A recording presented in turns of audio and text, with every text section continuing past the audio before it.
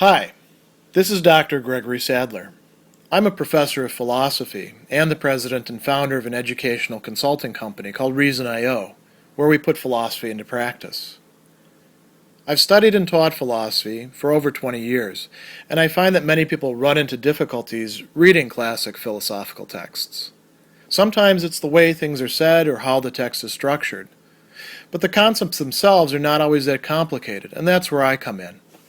To help students and lifelong learners, I've been producing longer lecture videos and posting them to YouTube. Many viewers say they find them useful. What you're currently watching is part of a new series of shorter videos, each of them focused on one core concept from an important philosophical text. I hope you find it useful as well. In his discussion of the cosmological ideas in part 3 of his Prolegomena to any future metaphysics, Immanuel Kant is going to set out 4 antinomies of pure reason in that section, each of which has a thesis, a Satz, a proposition, and then an antithesis, a Gegensatz, a counter proposition to it. And these have to do with the nature of the universe and also with causality, as we're going to see with the others. And the first 2 that he's going to treat, he calls the mathematical antinomies. And so just a little bit of review, what are these? So the first one runs, the thesis is the world has, as to time and space, a beginning, and then in parentheses, limit, right? The antithesis for that is the world is, as to time and space, infinite. So what do we have there? Clearly 2 contradictory propositions. Generally, when we have contradictory propositions, we think that one of them must be true and the other one must be false, so we need to go and figure out which one it is. The second mathematical antinomy runs, the thesis is everything in the world is constituted out of the simple, and the antithesis is there is nothing simple, but everything is composite. So in both cases, we can talk about limitations of what it is that we can find within the world as we experience it. And you can say, well, these are the sort of things that physicists have great interest in. What are the basic building blocks of the matter that we actually experience and are made of? Does the universe itself end somewhere, or does it go on infinitely? Okay, so these are some serious questions.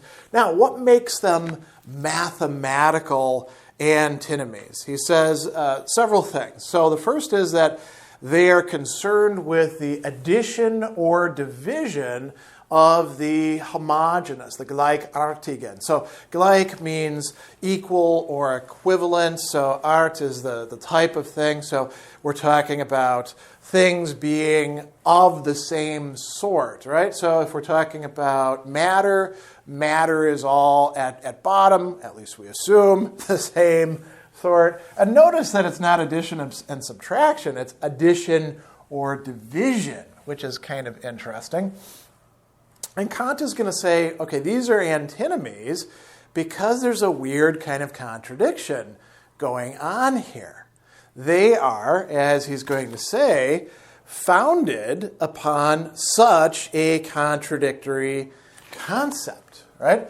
Widersprechender Begriff. So a Begriff, a concept, is what we use to make sense out of our experience. Widersprechender, contradicting, right? And we're going to see that it's actually self-contradictory. And if we look up a little bit earlier, just in the same section, we see him saying contradictory propositions cannot both be false, so contradictory propositions like those, the thesis and antithesis in each of these antinomies, unless the concept lying at the ground of both of them is self-contradictory. So it's not the propositions themselves where the contradiction lies. It's in something which is zum Grunde, at the basis of, at the ground of, namely a self-contradictory concept. He gives as examples, a square circle is round, a square circle is not round. Which of them is true? Well, both of them are actually false. Why? He says, as to the former, it's false, the circle is round, because it's a square circle, it's quadrangular, right? And it's likewise false that it's not round, angular, because it's a circle. Once you've combined self-contradictory things within a concept, then, falsity follows from that when you draw these sorts of conclusions.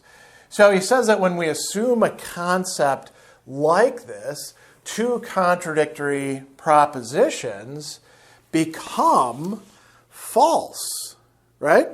And he's going to, a little bit later, as he's beginning to talk about the other sort of antinomies, he's going to say in the first, the mathematical class of antinomies, the falsehood of the presupposition consists in representing, so vorstellen is the verb that's used there. It's actually vorstellt, but representing in one concept something self-contradictory. Was sich widerspricht, something that contradicts itself. So, and he says it's consists in representing something self-contradictory. Here's the problem. As if it were compatible, als vereinbar, as if it's able to be unified in this concept. So we're working with concepts themselves that have something weird, something off, something self-contradictory to them, like a square circle. But it's not quite so easy to identify when you say square circle, or to use another example that Heidegger will bring up, wooden iron, right? That's a great example of another self-contradictory concept. So Kant says, all right, we need to explain this. He says, how does it happen that both the thesis and antithesis of the two are false? So he says, time and space are the key here. When I speak of objects in time and space, it is not of things in themselves, of which I know nothing, but of things in appearance, that is, experience, as a particular way of cognizing objects, which is only afforded to human beings. I must not say of that which I think in space or time, that in itself and independent of these my thoughts, it exists in space and time. Why? Because then I contradict myself. Here's where the contradiction is actually going to lie. Why? Space and time, he says, and the appearances within them, their Erscheinungen, right, are only modes of representation, ways in which we represent things to ourselves, or the ways they are represented to us. And he says that they are nothing existing in themselves and outside of my representations. So it's contradictory to say that a mere mode of representation exists outside of our representation, right? We can't have it both ways, you can say. Although we're trying to, and we're not seeing that we do try to do that. He says, objects of the senses, therefore, exist only in experience. So to try to give them a self-subsisting existence apart from experience or prior to it is to represent to ourselves that experience actually exists apart from experience or prior to it. So we've got two different sides to this, representing something to ourselves that is not in our representations and precedes our representations, having experience of what is not in experience and precedes our experience. These are self-contradictory according to Kant, right? So this allows us now to look at these antinomies. First antinomy is essentially, is the universe limited in space and time? Does it have a beginning? Does it have some border, some boundary that we could reach? Or is it infinite? Is it without any sort of limitations of that sort? Is it eternal? Is it, not bounded by space? So he tells us, all right, if we consider the magnitude of the world, it is impossible to declare it infinite or to declare it finite. We can't declare either of these. Why not? Well, what does he mean by that? Well, they're both false, right? So it's not that we can't say the words, it's just that when we make that assertion, or we think about it, we cognize it, or we make that judgment, we are making a false judgment. Why is that the case? It says, neither assertion can be contained in experience. By contained, he means neither of these are things that we can meet with in experience or verify by experience. So he says experience of an infinite space or infinite time elapsed, or of the boundary of the world by an empty space or an antecedent empty time, is impossible. These are mere ideas.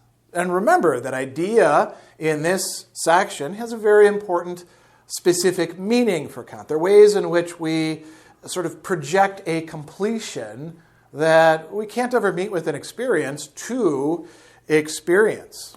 So he says the magnitude of the world, be it determined in either way, would therefore have to exist in the world apart from all experience, but this contradicts the concept of the world of sense. And what is the concept of a world of sense? Merely a complex of the appearances whose existence and connection occur only in our representations in experience, right? So he says the concept of an absolutely existing world of sense, self-contradictory.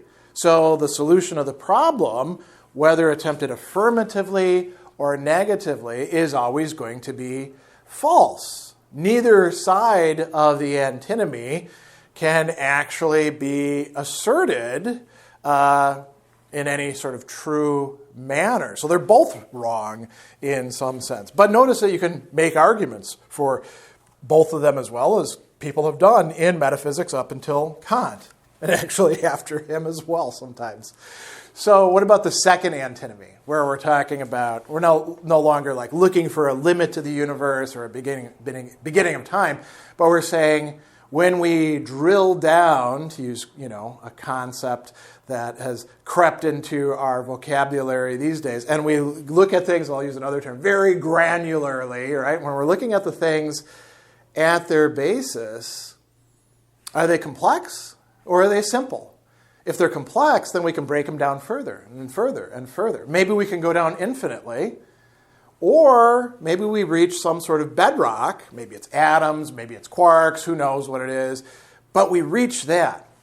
Kant says, well, this is the same sort of thing.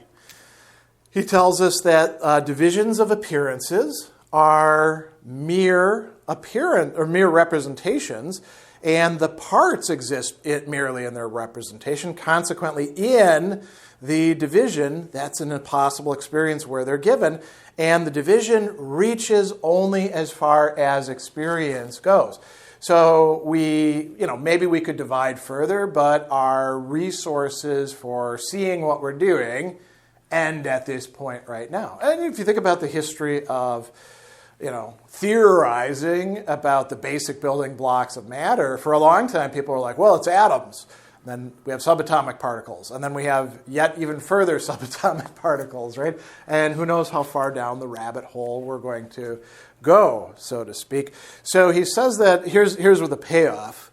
To assume that an appearance contains in itself before all experience all the parts which any possible experience can ever reach is to impute to a mere appearance, which can exist only in experience, an existence previous to experience.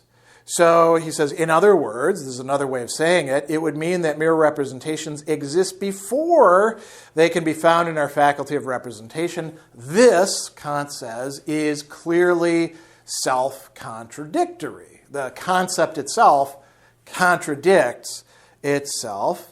And so he says, as also every solution of our misunderstood problem. So with both of these antinomies, he's explaining to us not just that, well, you can make a case for either side. Both cases turn out to be false. Why are they false? Because there is a self-contradictory concept that is being smuggled in, assumed, and that's where the problem lies. Now, being aware of this, we can say to ourselves, well, we can't make these sort of declarations either way. We can think about them. We can assume them if we want to, although we're on dangerous ground in doing so. But we can never meet with them in experience, and we can't even rationally deduce them because they're both false, deriving from a self-contradictory, therefore false, concept.